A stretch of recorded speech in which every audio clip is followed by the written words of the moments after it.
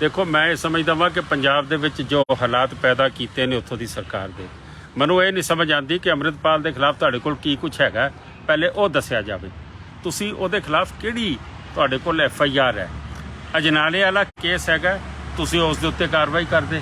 ਦੂਜੀ ਗੱਲ, ਜਦੋਂ ਉਹ ਕੱਲ ਘਰੋਂ ਨਿਕਲ ਚੁੱਕੇ ਆਪਣੇ ਵਹੀਰ ਲੈ ਕੇ, ਉਹਦੇ ਨਾਲ ਹਜ਼ਾਰਾਂ ਉਹਦੇ ਸਮਰਥਕ ਜਾ ਰਹੇ ਨੇ, ਤੁਸੀਂ ਰਸਤੇ 'ਚ ਕੀ ਦਿਖਾਣਾ ਚਾਹੁੰਦੇ ਹੋ?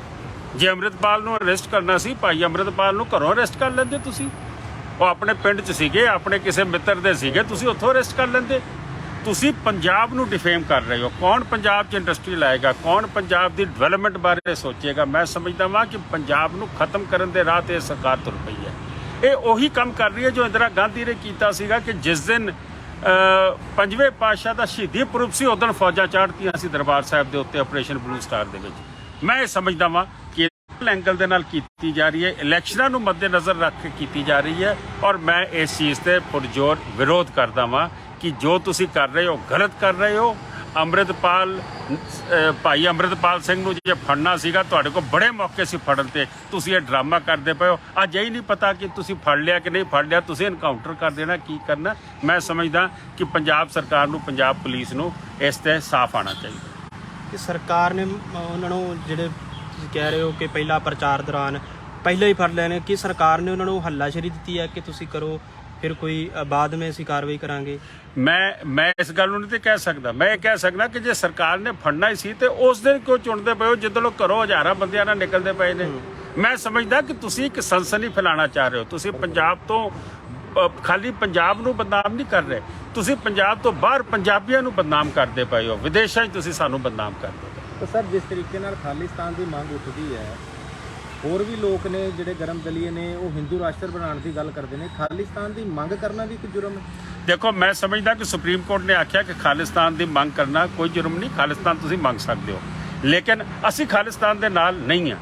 ਅਸੀਂ ਅਗਰ ਲੜਾਈ ਲੜੀ ਹੈ, ਜੇ 84 ਦੀ ਲੜਾਈ ਲੜੀ ਹੈ, ਸੱਜਣ ਕੁਮਾਰ ਅੰਦਰ ਪਾਇਆ, ਅਸੀਂ ਕੌਨਸਟੀਟਿਊਸ਼ਨ ਦੇ ਅੰਦਰ ਰਹਿ ਕੇ ਲੜਾਈ ਲੜੀ ਹੈ, ਉਸ ਦੇ ਉੱਤੇ ਬਿਲਕੁਲ ਕਲੀਅਰ ਆ। ਲੇਕਿਨ ਭਾਈ ਅੰਮ੍ਰਿਤਪਾਲ ਸਿੰਘ ਜਿਹੜਾ ਅੰਮ੍ਰਿਤ ਛਕਾ ਰਿਹਾ ਜਾਂ ਨਸ਼ੇ ਛੁਡਾ ਰਿਹਾ, ਕੁਝ ਨਹੀਂ ਜਾਣਦਾ, ਨਾ ਮੈਂ ਉਸ ਦੇ ਉੱਤੇ ਕੋਈ ਕਮੈਂਟ ਕਰਨਾ ਚਾਹੁੰਦਾ। ਪੰਜਾਬ ਪੁਲਿਸ ਦੀ ਕਾਰਵਾਈ ਦੇ ਉੱਤੇ ਮੈਂ ਨਿਖੇਧੀ ਕਰਨਾ ਚਾਹੁੰਦਾ। ਸਰ, ਇੱਕ ਤਰਫਾ ਕਾਰਵਾਈਆਂ ਕਿਉਂ ਹੋ ਰਹੀਆਂ ਨੇ? ਸਿੱਖਾਂ ਦੇ ਪ੍ਰਤੀ ਕਿਉਂ ਇਦਾਂ ਹੋ ਰਿਹਾ? ਹੋਰ ਵੀ ਤੇ ਲੋਕ ਨੇ, ਚਾਹੇ ਉਹ ਢੋਂਗੀ ਬਾਬੇ ਨੇ, ਅੱਜ ਕੱਲ੍ਹ ਦੇ ਕਹਿੰਦੇ ਨੇ ਹਿੰਦੂ ਰਾਸ਼ਟਰ ਬਣਾ ਕੇ ਦੇਵਾਂਗੇ, ਇਹ ਕਰਾਂਗੇ। ਮੰਤਰੀ ਤੱਕ ਹੀ, CM ਤੱਕ ਵੀ ਪ੍ਰਦੇਸ਼ ਦੇ ਗੱਲਾਂ ਕਰਦੇ ਨੇ ਕਿ ਹਿੰਦੂ ਰਾਸ਼ਟਰ ਬਣਾ ਕੇ ਰਵਾਂਗੇ, ਹਿੰਦੂ ਰਾਸ਼ਟਰ ਬਣੇਗਾ। ਤੇ ਫਿਰ ਖਾਲਿਸਤਾਨ ਦੇ ਨਾਲ ਹੀ ਕਿਉਂ ਇਸ ਤਰ੍ਹਾਂ ਦਾ? ਮੈਂ ਸਮਝਦਾ ਵਾਂ ਕਿ ਇਹ ਚੋਣਾਂ ਨੂੰ ਲੈ ਕੇ, ਚੋਣਾਂ ਨੇੜੇ ਆ ਰਹੀਆਂ ਨੇ, ਮਾਹੌਲ ਨੂੰ ਖਰਾਬ ਕੀਤਾ ਜਾ ਰਿਹਾ, ਗੰਦਲਾ ਕੀਤਾ ਜਾ ਰਿਹਾ। ਜੇ ਹਿੰਦੂ ਰਾਸ਼ਟਰ ਦੀ ਗੱਲ ਕਰਦੇ ਤੇ ਖਾਲਸਾ ਰਾਜ ਦੀ ਵੀ ਗੱਲ ਹੋ ਸਕਦੀ ਹੈ, ਫਿਰ ਅਖੰਡ ਪੰਜਾਬ ਦੀ ਵੀ ਗੱਲ ਹੋ ਸਕਦੀ ਹੈ। ਜੇ ਅਖੰਡ ਭਾਰਤ ਅਬ ਉਹਦੇ ਵਿੱਚ ਤੇ ਦਿੱਲੀ ਤੱਕ ਆਉਂਦਾ ਸੀਗਾ। ਮੈਂ ਸਮਝਦਾ ਇਹ ਗੱਲਾਂ ਵੱਖਰੀਆਂ ਰਹਿ ਗਈਆਂ, ਲੇਕਿਨ ਮੈਂ ਅੱਜ ਫੋਕਸ ਰੱਖਣਾ ਚਾਹੁੰਦਾ ਜੋ ਕੱਲ 1-2 ਦਿਨਾਂ ਦੀ ਕਾਰਵਾਈ ਜਿਹੜੀ ਪੁਲਿਸ ਨੇ ਕੀਤੀ ਹੈ, ਅਸੀਂ ਉਹਦੀ ਨਿਖੇਧੀ ਕਰਦੇ ਹਾਂ। ਔਰ ਪਤਾ ਦੱਸਿਆ ਜਾਣਾ ਚਾਹੀਦਾ ਕਿ ਭਾਈ ਅੰਮ੍ਰਿਤਪਾਲ ਸਿੰਘ ਨੂੰ ਤੁਸੀਂ ਗ੍ਰਿਫਤਾਰ ਕਰ ਲਿਆ ਕਿ ਨਹੀਂ ਕੀਤਾ, ਜਾਂ ਉਹ ਕਿੱਥੇ ਹੈ, ਔਰ ਤੁਸੀਂ ਇਹ ਮੌਕਾ ਕਿਉਂ ਚੁਣਿਆ, ਇਹ ਦਿਨ ਕਿਉਂ ਚੁਣਿਆ ਜਿਸ ਦਿਨ ਤੁਸੀਂ ਸਾਰੀ ਦੁਨੀਆ 'ਚ ਸਨਸਨੀ ਫੈਲਾ ਦਿੱਤੀ? ਤੁਹਾਡੇ ਨਜ਼ਰੀਏ ਕੀ ਮੈਸੇਜ ਕੀ ਜਾ ਰਿਹਾ ਹੈ? ਮੈਸੇਜ ਇਹ ਜਾ ਰਿਹਾ ਕਿ ਡਰਾਇਆ ਜਾ ਰਿਹਾ ਕਮਿਊਨਿਟੀਜ਼ ਨੂੰ।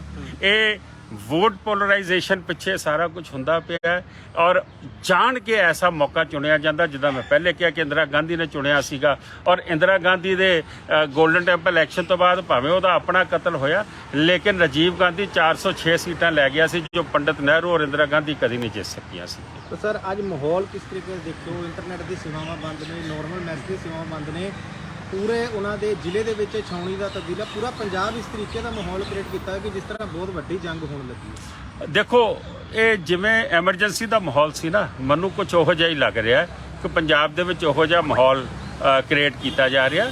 ਭਗਵੰਤ ਮਾਨ ਨੂੰ ਇਹ ਸਮਝ ਹੋਣੀ ਚਾਹੀਦੀ ਹੈ ਕਿ ਜਿਹੜੀ ਗਲਤੀ ਇੰਦਰਾ ਗਾਂਧੀ ਨੇ, ਬੇਅੰਤ ਸਿੰਘ ਨੇ ਕੀਤੀ ਹੈ, ਤੂੰ ਉਹ ਗਲਤੀ ਨਾ ਕਰ। ਪੰਜਾਬ ਨੇ ਤੈਨੂੰ 90 ਤੋਂ ਵੱਧ ਸੀਟਾਂ ਦਿੱਤੀਆਂ ਨੇ। ਕੇਜਰੀਵਾਲ ਨੂੰ ਮੈਂ ਆਖਾਂਗਾ ਕਿ ਤੁਸੀਂ ਅਕਲ ਨਾਲ ਕੰਮ ਲਓ। ਇਹ ਜਿਹੜੀ ਸਿੱਖ ਕੌਮ ਆ, ਇਹ ਬੜੀ ਸੈਂਟੀਮੈਂਟਲ ਕੌਮ ਆ। ਇਸ ਦਾ ਮਾਣ ਸਤਿਕਾਰ ਜੇ ਨਹੀਂ ਰੱਖਿਆ ਜਾਏਗਾ, ਜਾਂ ਇਸ ਨੂੰ ਦਬਾਉਣ ਦੀ ਕੋਸ਼ਿਸ਼ ਕੀਤੀ ਜਾਏਗੀ, ਕੁਚਲਣ ਦੀ ਕੋਸ਼ਿਸ਼ ਕੀਤੀ ਜਾਏਗੀ, ਇਹਦੇ ਨਤੀਜੇ ਮਾੜੇ ਹੋਣਗੇ, ਭੁਗਤੋਗੇ। ਸੈਂਟਰ ਦੀ ਕਿਉਂ এনवायरमेंट ਦੇਖਦੇ ਆ? ਸੈਂਟਰ ਦੇ ਨਾਲ ਕੋਆਰਡੀਨੇਸ਼ਨ 'ਚ ਹੀ ਹੋਣਾ। ਸੈਂਟਰ ਜਿਹੜਾ ਹੈਗਾ ਉਹਦੀਆਂ ਕੰਪਨੀਆਂ ਜਾ ਰਹੀਆਂ ਨੇ, ਤੇ ਇਹਦੇ ਲਈ ਤੇ ਹਲੇ ਤੱਕ ਸੈਂਟਰ ਕੋਈ ਨਹੀਂ ਬੋਲਦਾ ਪਿਆ। ਹਲੇ ਤੱਕ ਤਾਂ ਪੰਜਾਬ ਸਾਹਮਣੇ ਆ ਰਿਹਾ, ਪਰ ਸੈਂਟਰ ਤੋਂ ਸਾਰੀ ਫੋਰਸ ਜਾ ਰਹੀ ਹੈ। ਮੈਂ ਸਮਝਦਾ ਕਿਤੇ ਨਾ ਕਿਤੇ ਕੋਆਰਡੀਨੇਸ਼ਨ ਹੈ। ਆਉਣ ਵਾਲੇ ਦਿਨਾਂ 'ਚ ਸਾਰਾ ਕੁਝ ਖੁੱਲੇਗਾ। ਸਰ, ਇੱਕ ਵਿਸ਼ੇਸ਼ ਧਰਮ ਦੇ ਖਿਲਾਫ ਬੋਲਣਾ, ਸਿੱਖ ਧਰਮ ਦੇ ਖਿਲਾਫ ਬੋਲਣਾ, ਖਾਲਿਸਤਾਨੀ ਦੇ ਖਿਲਾਫ ਬੋਲਣਾ, ਉਹਨਾਂ ਨੂੰ ਗਨਮੈਨ, ਉਹਨਾਂ ਨੂੰ ਬੁਲਟ ਪ੍ਰੂਫ ਗੱਡੀਆਂ, ਬੁਲਟ ਪ੍ਰੂਫ ਜੈਕਟਾਂ। ਦੇਖੋ, ਮੈਂ ਪਹਿਲੀ ਤਾਂ ਗੱਲ ਧਰਮ ਵੱਖਰਾ ਕਰ ਦੇਵਾਂ, ਖਾਲਿਸਤਾਨ ਵੱਖਰਾ ਕਰ ਦੇਵਾਂ। ਸਿੱਖ ਜਿਹੜਾ ਹੈ ਉਹ ਇੱਕ ਧਰਮ ਹੈ ਔਰ ਉਹ ਗੁਰੂਆਂ ਨੂੰ ਮੰਨਦਾ ਹੈ। ਖਾਲਿਸਤਾਨੀ ਵੀ ਜ਼ਰੂਰ ਮੰਨਦੇ ਹੋਣਗੇ ਪਰ ਉਹਨਾਂ ਦਾ ਆਪਣਾ ਇੱਕ ਏਜੰਡਾ ਹੋ ਸਕਦਾ ਹੈ।